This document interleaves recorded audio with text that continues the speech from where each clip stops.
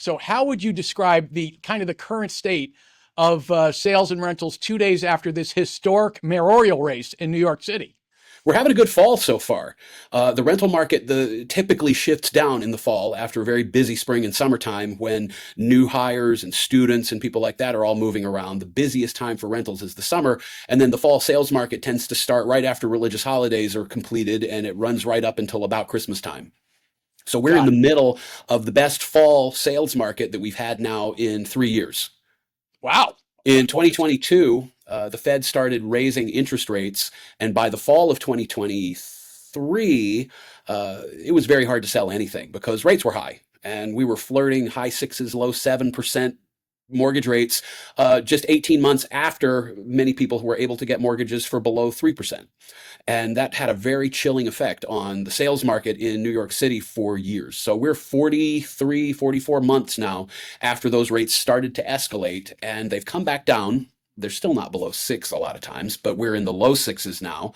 And a combination of pent up demand, stable labor, stable investment economy here in New York City, lots of good jobs, lots of high earners, means that for anybody looking to sell an apartment in Manhattan, in Brownstone, Brooklyn, in Williamsburg, Northern Brooklyn, and even Western Queens, there's a lot of opportunity. And for buyers who are, willing to enter a mortgage at about a 6% rate, lower on adjustable rates, it's a good time to think about buying because while our inventory kind of remains tight, we're still below 7,000 apartments for sale in New York City right now.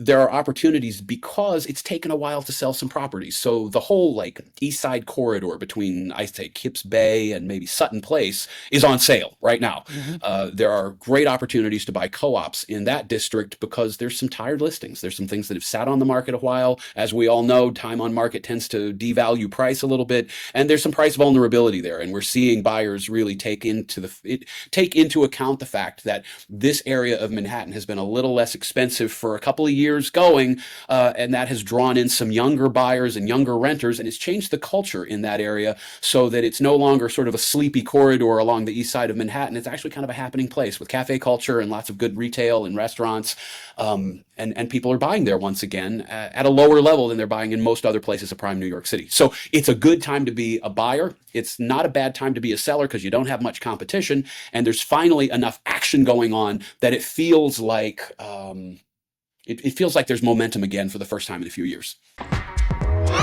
Shift happens.